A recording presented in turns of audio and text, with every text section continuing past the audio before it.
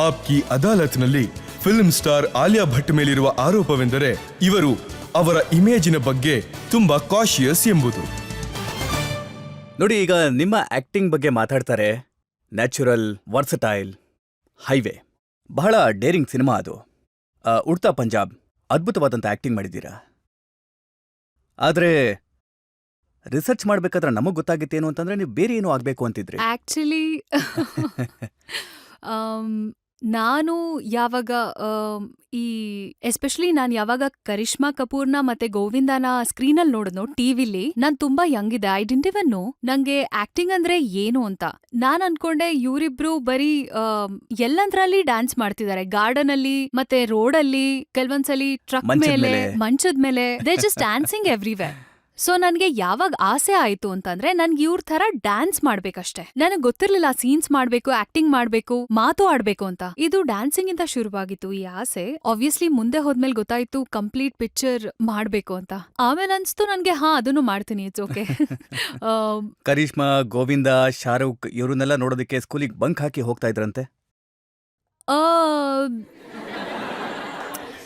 ಕೆಲ್ವೊಂದ್ಸಲ bunk ಮಾಡ್ತಿದ್ದೆ, but actually Sundays ಎಷ್ಟು film ಬರ್ತಿತ್ತು ಅಂದ್ರೆ ನಾನ್ ಬರೀ ಟಿವಿ ಮುಂದೆ ಕುತ್ಕೋತಿದ್ದೆ, ಮತ್ತೆ ಅಲ್ಲಿ ಕುತ್ಕೊಂಡ್ ಬರೋ ಸಿನಿಮಾ ಎಲ್ಲ ನೋಡ್ತಿದ್ದೆ. But obviously every youngster goes through the time. ನೀವ್ ಯಾರ್ದೋ ಫಿಲ್ಮ್ ನೋಡಕ್ಕೆ ಬಂಕ್ ಮಾಡ್ಬೇಕಾಗತ್ತೆ, ಯಾಕಂದ್ರೆ ನಿಮ್ ಹತ್ರ ಅಷ್ಟ್ ಟೈಮ್ ಇರಲ್ಲ.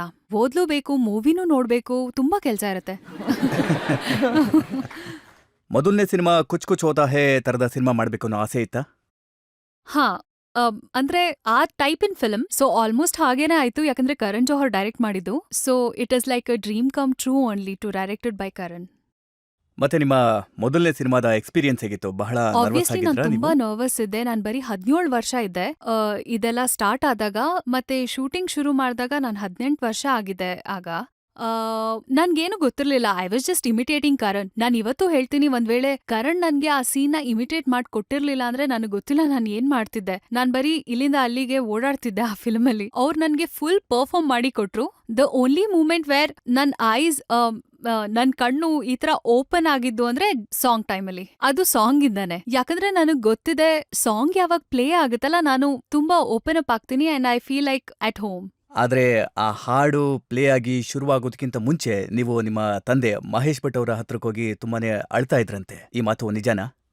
ಹಾ, ಆಕ್ಚುಲಿ ಅವರೇ ನನ್ನ ಅಳ್ಸಿದ್ದು. ನಾನು ವೆರಿ ಸ್ವೀಟ್ಲಿ ನಾನು ಅವ್ರಿಗೆ ಮೆಸೇಜ್ ಮಾಡ್ದೆ, ಗೊತ್ತಿಲ್ಲ ಯಾಕೆ. ಇದಕ್ಕೂ ಮುಂಚೆ ನಾನು ಯಾವತ್ತೂ ಅವರಿಗೆ ಮೆಸೇಜ್ ಮಾಡಿರ್ಲಿಲ್ಲ.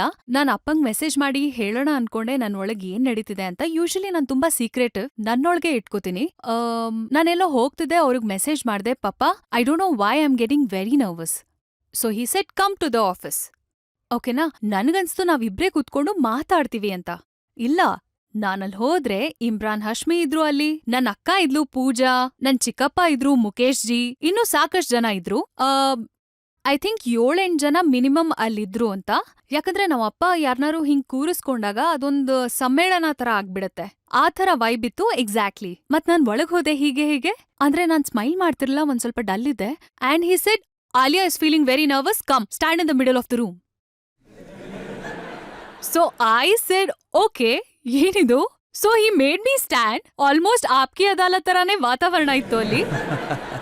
ಅಲ್ಲಿ ನಿಂತಾದ್ಮೇಲೆ ಅವ್ರು ನಂಗೆ ಹೇಳಿದ್ರು, please now tell us how you are feeling, ನಿನ್ಗೆ ಹೇಗ್ ಅನ್ಸ್ತಾ ಇದೆ ಅಂತ. ಫಸ್ಟ್ ನನಗ್ ತುಂಬಾ ಇರಿಟೇಟ್ ಆಯ್ತು. ಅಪ್ಪ ಅಂದ್ರೆ ಹೀಗಿರ್ತಾರ, ನನ್ ಯಾಕೆ ಸ್ಪಾಟ್ಲೈಟ್ಗೆ ಹಾಕ್ತಿದ್ದಾರೆ ಅಂತ. Okay, I said okay fine and I started talking. ಮಾತಾಡ್ತಾ ನಾನು ಅಳಕ್ ಶುರು ಮಾಡ್ದೆ. ನಂದ್ ಅತಿ ದೊಡ್ಡ ಫಿಯರ್ ಏನಾಗಿತ್ತು ಅಂದ್ರೆ,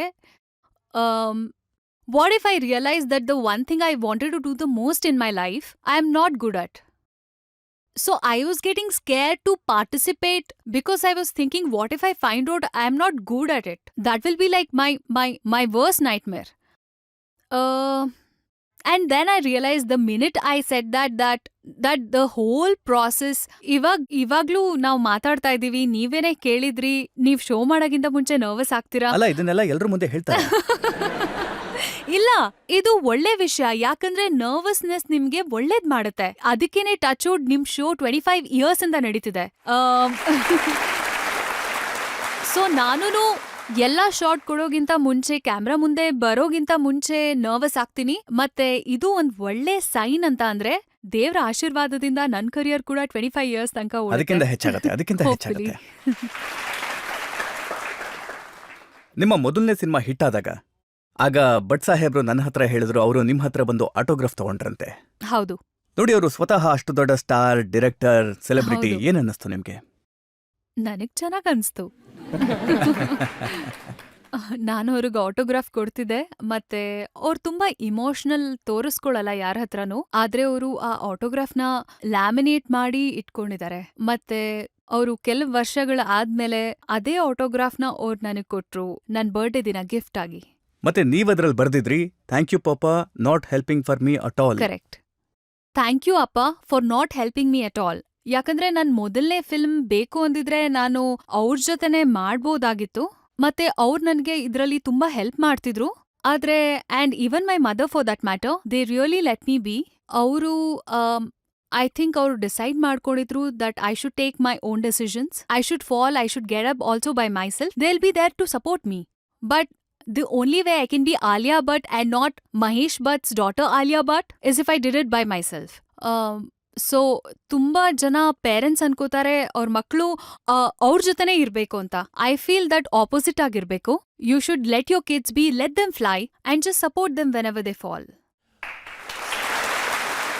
ಜನಗಳು ನಿಮ್ಮನ್ನ ಕೇಳಲಿಲ್ವಾ? ನೋಡಿ, ಅವರು ಇಷ್ಟು ದೊಡ್ಡ ಡೈರೆಕ್ಟರ್, ನಿಮ್ಗೆ ಯಾಕೆ ಒಂದು ಬ್ರೇಕ್ ಅನ್ನ ಕೊಡ್ಲಿಲ್ಲ, ನಿಮ್ಗೆ ಯಾಕೆ ಸಿನಿಮಾ ಮಾಡ್ಲಿಲ್ಲ ಅಂತ? ಹಾ, ಇವಾಗ್ಲೂ ಕೇಳ್ತಾರೆ ನೀವು ಭಟ್ ಸರ್ ಜೊತೆ ಯಾವಾಗ ಕೆಲಸ ಮಾಡ್ತೀರಾ? ನಾನ್ ಹೇಳ್ತೀನಿ, ಇರಿ, ಒಳ್ಳೆ ಕೆಲ್ಸಕ್ಕೆ ಟೈಮ್ ಆಗುತ್ತೆ. ಭಟ್ ಸಾಹೇಬ್ರು ನಿಮ್ಮನ್ನ ತುಂಬಾ ಪ್ರೀತಿ ಮಾಡ್ತಾರೆ. ಆ ವಿಚಾರವಾಗಿ ನನ್ನ ಹತ್ರ ಒಂದು ಸೀಕ್ರೆಟ್ ನನ್ನ ಹತ್ರ ಇದೆ. ಒಂದು ಮೆಸೇಜ್ ಇದೆ, ಓ, ಅದನ್ನ ಕೇಳಿಸ್ತೀನಿ. ನೋಡಿ, ಈ ರೆಕಾರ್ಡ್ ಏನಿದೆಯಲ್ಲ, ಅದು ಈಗ ಸ್ವಲ್ಪ ಹೊತ್ತಿಗೆ ಮುಂಚೆ ರೆಕಾರ್ಡ್ ಮಾಡಿ ಕಳ್ಸಿರುವಂತದ್ದು ಆಲಿಯಾ ಭಟ್ ಅವರಿಗೆ. ಓಕೆ. ಆಲಿಯಾ ನಿಜವಾಗ್ಲೂ ಒಂದು ಅದ್ಭುತ. ಈಗ ನೀವೇ ನೋಡಿ, ರಜತ್ ಅವರೇ, ಆಪ್ಕಿ ಅದಾಲತ್ಗೆ ನನ್ನ ಕಾಲಿಡಬೇಕು ಅಂದ್ರೆ 50 ವರ್ಷ ಹಿಡೀತು ನನಗೆ. ಆದ್ರೆ ಆಲಿಯಾ 25 ವರ್ಷಕ್ಕೆ ಬಂದಿದ್ದಾಳೆ. ಇದು ಅದ್ಭುತ ಅಂತಾನೆ ಹೇಳ್ಬೇಕು ತಾನೆ? ಅಂದ್ರೆ ಇಷ್ಟು ಚಿಕ್ಕ ವಯಸ್ಸಲ್ಲಿ ಅಷ್ಟು ಸಾಧನೆ ಮಾಡಿದಾಳೆ ಅಂತ ಆಯ್ತು. ಜನರು ಹೇಳೋದು ಸರಿಯಾಗೇ ಇದೆ. ಈ ಬ್ರ್ಯಾಂಡ್ ಮಹೇಶ್ ಭಟ್ ಸ್ಮಶಾನಕ್ಕೆ ಸಮೀಪ ಹೋಗಿದಂತವನ್ನ ಮತ್ತೆ ಇನ್ನೊಂದು ಸಲ ಒಂದು ಜನ್ಮನ ಕೊಟ್ಟಿದ್ದಾಳೆ. ನನ್ನ ಸೌಭಾಗ್ಯ ಏನು ಅಂತಂದ್ರೆ, ನನ್ನ ಮಗಳೇ ನನಗೆ ಜೀವ ಕೊಟ್ಟಿರುವಂಥದ್ದು. ಈಗ ನೋಡಿ, ಮಕ್ಕಳು ನಿಮಗಿಂತ ಮುಂದೆ ಹೋಗ್ತಿದ್ದಾರೆ ಅಂತಂದ್ರೆ ನಿಮ್ಮ ಮನಸ್ಸಿನಲ್ಲಿ ಎಷ್ಟು ಖುಷಿ ಇರುತ್ತೆ, ಖುಷಿ ಆಗುತ್ತೆ ಅಂತ ಅದನ್ನ ನೀವು ಬಾಯ್ಬಿಟ್ಟು ಹೇಳೋದಕ್ಕೆ ಸಾಧ್ಯ ಇಲ್ಲ. ಆಲಿಯಾ, ನಾನು ನಿನಗೆ ಹೇಳೋದಿಷ್ಟೇ, ಈಗ ನೀನು ಕೇವಲ ಸರ್ಫೇಸ್ನ ಸ್ಕ್ರ್ಯಾಚ್ ಮಾಡಿದ್ಯಾ ಅಷ್ಟೇ. ಎಷ್ಟೋ ಮೈಲಿಗಳುಗಟ್ಲೆ ದೂರ ಈ ಜರ್ನಿ ಇನ್ನೂ ಇದೆ. ಬಹಳಷ್ಟು ಸಾಧನೆಗಳನ್ನ ಮಾಡಬೇಕಾಗಿದೆ. ನೀನು ತುಂಬ ಹುಷಾರಾಗಿರಬೇಕು. ಯಾಕಂದ್ರೆ ತುಂಬ ಜನ ಇಲ್ಲಿ ದಾರಿ ತಪ್ಪಿಸೋರು ಇರ್ತಾರೆ. ಇದು ನಮ್ಮ ಇತಿಹಾಸದಲ್ಲೂ ಕೂಡ ಇದೆ, ನಡೆದಿದೆ. Get close to people, learn from people and share all your asset and wisdom with the people. Love you.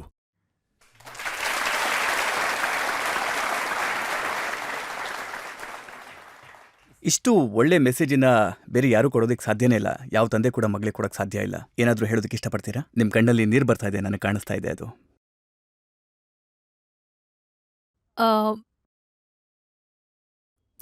I think ಏನ್ ಹೇಳಕ್ ಇಷ್ಟಪಡ್ತೀನಿ ಅಂದ್ರೆ, ಮಹೇಶ್ ಭಟ್ ಯಾವತ್ತೂ ಸ್ಮಶಾನಕ್ಕೆ ತಲುಪೋದಿಲ್ಲ ಅಂತ.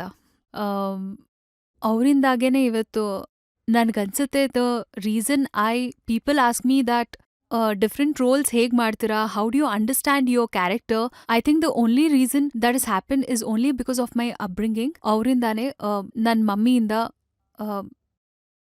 So thank you. ಯಾಕಂದ್ರೆ ನೀವಿರ್ಲಿಲ್ಲ ಅಂದಿದ್ರೆ ನಾನೇನ್ ಮಾಡಿದ್ದೀನಲ್ಲ, ನಿಮ್ಗೆ ಪ್ರೌಡ್ ಫೀಲ್ ಮಾಡ್ಸಿದ್ದೀನಲ್ಲ, ಅದನ್ನು ಮಾಡ್ಸಕ್ಕಾಗ್ತಿರ್ಲಿಲ್ಲ. So thank you. ಆಲಿಯಾ, ಸಾಧಾರಣವಾಗಿ ನಿಮ್ಮನ್ನ ಎಲ್ಲರೂ ಈ ಪ್ರಶ್ನೆ ಕೇಳಿರ್ತಾರೆ. ನೋಡಿ, ನಿಮ್ಮ ಹೈವೇನಲ್ಲಿರುವಂಥ ರೋಲ್ ಅದನ್ನ ಹೇಗೆ ಅಕ್ಸೆಪ್ಟ್ ಮಾಡ್ಕೊಂಡ್ರೆ ನೀವು? ತುಂಬಾ ಚಾಲೆಂಜಿಂಗ್, ತುಂಬಾ ಡೇರಿಂಗ್ ಆಗಿರುವಂತ ರೋಲ್ ಅದು. ಆಕ್ಚುಲಿ ಇಮ್ತಿಯಾಜ್ ಯಾವಾಗ ನನ್ನ ಹತ್ರ ಬಂದಿದ್ರಲ್ಲ ಈ ಫಿಲ್ಮ್ ತಗೊಂಡು, ನಾನಂತೂ ತುಂಬಾ ಶಾಕ್ ಆದೆ. ನನ್ಗನ್ಸ್ತು ಸ್ಟೂಡೆಂಟ್ ಆಫ್ ದ ಇಯರ್ ಆದ್ಮೇಲೆ ಇಮ್ತಿಯಾಜ್ ಅಲ್ಲಿ ನನ್ನ ಹತ್ರ ಬಂದಿದ್ದಾರೆ. ಅವ್ರು ಏನ್ ನೋಡಿದ್ರು? ಯಾಕಂದ್ರೆ student of the year was very glamorous film. ಅದ್ರಲ್ಲಿ ಆಕ್ಟಿಂಗ್ ಮಾಡಕ್ಕೆ ಒಂಚೂರು ಸ್ಕೋಪ್ ಇರ್ಲಿಲ್ಲ. ಐ ಫೀಲ್ ಡ್ಯಾನ್ಸ್ ವ್ಯಾನ್ಸ್ ಮಾಡ್ದೆ. It was very glamorous and beautiful. I didn't think that ಇಷ್ಟು ಸ್ವೀಟ್ ಕ್ಯಾರೆಕ್ಟರ್ ನನ್ಗೆ ಸಡನ್ ಆಗಿ ಸಿಕ್ಬಿಡುತ್ತೆ ಅಂತ. And Imtiaz Ali is very very respected and very loud film maker.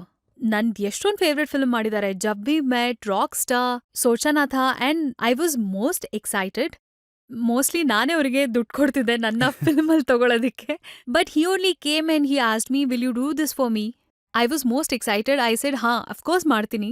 ಆ ಟೈಮಲ್ಲೂ ನನ್ನ ಫಾದರ್ ಮನೇಲೇ ಇದ್ರು. ಇಮ್ತಿಯಾಜ್ ಬಂದಾಗ ಎಲ್ಲ ಒಟ್ಟಿಗೆ ಕೂತಿದ್ವಿ. ಹೇಗನ್ಸ್ತಿತ್ತು ಅಂದ್ರೆ ಸಂಬಂಧ ಕೇಳಕ್ ಬಂದಿರೋ ಹಾಗೆ. ಅಪ್ಪ is sitting like that. He came with a script and script ನನ್ ಕೈಗೆ ಕೊಟ್ರು. I am really happy that ನಾನು ಆ ಡಿಸಿಷನ್ ತಗೊಂಡೆ ಹೈವೇ ಮಾಡೋದು. ಯಾಕಂದ್ರೆ ಆ ಥರ ಎಕ್ಸ್ಪೀರಿಯನ್ಸ್ ಬಹುಶಃ ನನ್ಗೆ ಆಮೇಲೆ ಸಿಕ್ತಿರ್ಲಿಲ್ಲ. ಯಾಕಂದ್ರೆ nobody knew me at the time.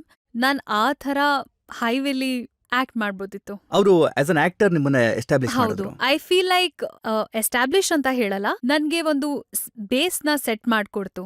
ಮತ್ತೆ ಉಡ್ತಾ ಪಂಜಾಬ್ ಅದು ಕೂಡ ತುಂಬಾನೇ ಕಾಂಟ್ರವರ್ಸಿಯಲ್ ಸಿನಿಮಾ ಆಗಿತ್ತು. ಆನೆಸ್ಟ್ಲಿ ನನ್ ಜೊತೆ ಮತ್ತೆ ನನ್ ಫಿಲ್ಮ್ ಜೊತೆ ಆತರ ಕಾಂಟ್ರವರ್ಸಿ ಯಾವತ್ತೂ ಆಗಿರ್ಲಿಲ್ಲ. ಅದಕ್ಕೇನೆ ನಾನು ತುಂಬಾನೇ ಕನ್ಫ್ಯೂಸ್ಡ್ ಆದೆ. ಎಸ್ಪೆಷಲಿ ಯಾವ ಥರದ್ ಸಬ್ಜೆಕ್ಟ್ ಆಗಿತ್ತಲ್ಲ, ನನ್ಗನ್ಸ್ತು ಜನಕ್ಕೆ ಫಾರ್ ಅನ್ ಎಜುಕೇಶನ್ ಪರ್ಪಸ್ ಆ ಸಿನಿಮಾ ನೋಡ್ಬೇಕು ಅಂತ. ಆದ್ರೆ ಸೆನ್ಸರ್ ಬೋರ್ಡ್ ಕಡೆಯಿಂದ ರಿಸ್ಟ್ರಿಕ್ಷನ್ ಬರಕ್ ಶುರು ಆದಾಗ I was very hurt, I was very upset. ಯಾಕಂದ್ರೆ ನಾನು ತುಂಬಾ ಅಟ್ಯಾಚ್ಡ್ ಆಗಿರ್ತೀನಿ ನನ್ನ ಫಿಲ್ಮ್ ಇಂದ, ತುಂಬಾ ಸೆನ್ಸಿಟಿವ್ ಇರ್ತೀನಿ, ತುಂಬಾ ಡಿಫೆನ್ಸಿವ್ ಆಗ್ಬಿಡ್ತೀನಿ. ಅಂಡ್ ಎಸ್ಪೆಷಲಿ ಇದೊಂದು ಸಿಚುವೇಶನ್, ಒಂದು ಸೋಷಿಯಲ್ ಸಿಚುವೇಶನ್. ಇದ್ರ ಇನ್ಫಾರ್ಮೇಶನ್ ನಮ್ ಕಂಟ್ರಿಗೆ ಇರ್ಬೇಕು, ಮತ್ತೆ ಜನಕ್ಕೂ ಇರ್ಬೇಕು. ದೆನ್ ಅಫ್ ಕೋರ್ಸ್ ನಮ್ಮ ಆನರಬಲ್ ಕೋರ್ಟ್ ಇದೆಯಲ್ಲ, ಅವ್ರು ಬಂದು ಎಲ್ಲದನ್ನೂ ಸೆಟ್ ಮಾಡ್ಕೊಟ್ರು. And we were very happy. Film release ಆಯ್ತು. ಅದಾದ್ಮೇಲೆ ಇನ್ನೊಂದು ಪ್ರಾಬ್ಲಮ್ ಬಂತು, ಫಿಲ್ಮ್ ಲೀಕ್ ಆಗೋಯ್ತು ಅಂತ ಆನ್ಲೈನ್. ಆವತ್ತಿನ ದಿನ I couldn't control. I just broke down. ಇದೆಲ್ಲ ಗೊತ್ತಾದಾಗ, ಇದೆಲ್ಲ ಮುಗಿದ ತಕ್ಷಣ ಇವಾಗ ಫಿಲ್ಮ್ ಲೀಕ್ ಆಗೋಯ್ತಾ, ಏನ್ ಮಾಡೋದ್ ನಾವೀಗ? ನಾವ್ ಇಲ್ಲೇನೋ ನೋಡ್ತಿದ್ವಿ, ಈ ಕಡೆ ಬೇರೇನೋ ಆಗೋಯ್ತು. That's one of the problems I feel industry ಬಗ್ಗೆ. ಪೈರಸಿ ಐ ಫೀಲ್ ನಮ್ ಕಂಟ್ರಿಲಿ ತುಂಬಾ ಹೈ ಇದೆ. ಸೊ ನಾನ್ ಯಾವಾಗ್ಲೂ ಹೇಳ್ತೀನಿ, please please please piracy stop ಮಾಡಿ. ಯಾಕಂದ್ರೆ ತುಂಬಾ ಕಷ್ಟಪಟ್ಟು ಸಿನಿಮಾ ಮಾಡ್ತೀವಿ ಅಂಡ್ ಈ ಥರ ಎಲ್ಲ ಆದಾಗ so it's really heart breaking. I hope ಮುಂದೆ ಹೀಗಾಗಲ್ಲ ಅಂತ. ಕಾನೂನಂತೂ ಇದೆ, ಅದನ್ನ ಪಾಲಿಸೋದಿಲ್ಲ, ಪ್ರಯತ್ನ ಮಾಡೋಣ. ನೋಡಿ, ಹೈವೇ, ಉಡ್ತಾ ಪಂಜಾಬ್ ಇವೆಲ್ಲ ಸ್ವಲ್ಪ ಒಂದ್ ರೀತಿ ಸೀರಿಯಸ್ ಆದಂತ ಸಿನಿಮಾಗಳು. ಮತ್ತೆ ಶಾರುಖ್ ಖಾನ್ ಅವರ ಜೊತೆ ಹಾ, ಸಂಪೂರ್ಣವಾಗಿ ವಿಭಿನ್ನವಾದಂತ ಪಾತ್ರವನ್ನ ಹೌದು. ನಿಭಾಯಿಸಬೇಕಾಗಿ ಬಂತು. ಹೌದು, ಶಾರುಖ್ ಖಾನ್ ಅವ್ರ ಜೊತೆ ಕೆಲಸ ಮಾಡಿದ ಇಷ್ಟ ಆಗಿರ್ಬೇಕಲ್ಲ? ತುಂಬಾ ಇಷ್ಟ ಆಯ್ತು. ನೀವು ಮುಂಚೆ ಹೇಳ್ತಿದ್ದ ಹಾಗೇನೆ ನಾನು ಅವ್ರದ್ದು ತುಂಬಾ ದೊಡ್ಡ ಫ್ಯಾನ್ ಮೊದ್ಲಿಂದಾನೆ. ಅವ್ರನ್ನ ಮೀಟ್ ಮಾಡಾದ್ಮೇಲಂತೂ ಇನ್ನೂ ದೊಡ್ಡ ಫ್ಯಾನ್ ಆಗ್ಬಿಟ್ಟಿದೀನಿ. ಐ ಆಮ್ ಶೋರ್ ನಿಮ್ಗೆಲ್ಲ ಗೊತ್ತಿರುತ್ತೆ, he is the most charming and most loving person. ನಿಮ್ಗವ್ರು ಎಷ್ಟು ಪ್ರೀತಿ ರೆಸ್ಪೆಕ್ಟ್ ತೋರಿಸ್ತಾರೆ. ನನ್ಗನ್ಸ್ತು ಅವರಲ್ಲ ಶಾರುಖ್ ಖಾನ್, ನಾನು ಅಂತ. ಅವ್ರನ್ನ ಹೇಗೆ ಟ್ರೀಟ್ ಮಾಡ್ತಿದ್ರಲ್ಲ, not just me, everybody on the set, all the assistant directors, technicians, ಎಲ್ಲಾರ್ ಜೊತೆನೂ ಎಷ್ಟು ಚೆನ್ನಾಗಿರ್ತಾರೆ ಅಂದ್ರೆ. ಫಿಲ್ಮ್ ಮಾಡ್ಬೇಕಾರೆ ಅವ್ರ ಜೊತೆ ನಾನು ತುಂಬಾ ದೊಡ್ಡ ಪಾಠ ಕಲ್ತೆ. ಏನಂದ್ರೆ, ಅವ್ರದ್ದು ಸ್ಟಾರ್ಡಮ್ದೊಂದು ಭಾರ ಇದೆಯಲ್ಲ, ಅದನ್ ಭಾರ ಅಂತಾನೆ ಹೇಳ್ಬೇಕು. ಯಾಕಂದ್ರೆ ಸ್ಟಾರ್ಡಮ್ನ ಕ್ಯಾರಿ ಮಾಡೋದು ಈಸಿ ಅಲ್ಲ. ಅದನ್ ಯಾವತ್ತೂ ಅವ್ರ ಶೋಲ್ಡರ್ ಮೇಲೆ ತಗೊಳಲ್ಲ. And he doesn't bring the baggage of being Shahrukh Khan. ಒಂದು ರೂಮ್ಗೆ ಎಂಟರ್ ಆದಾಗ ಎಲ್ಲ ಅಟೆನ್ಷನ್ ಅಲ್ಲೇ ಹೋಗುತ್ತೆ, ಆದ್ರೆ ಅವರು ಆ ತರದ್ ಆಟಿಟ್ಯೂಡ್ ಕೊಡಲ್ಲ. He is the most down to earth. ಎಷ್ಟು ಲವಿಂಗ್ ಅಂದ್ರೆ, I have learned a lot from him as a human being and both as an actor.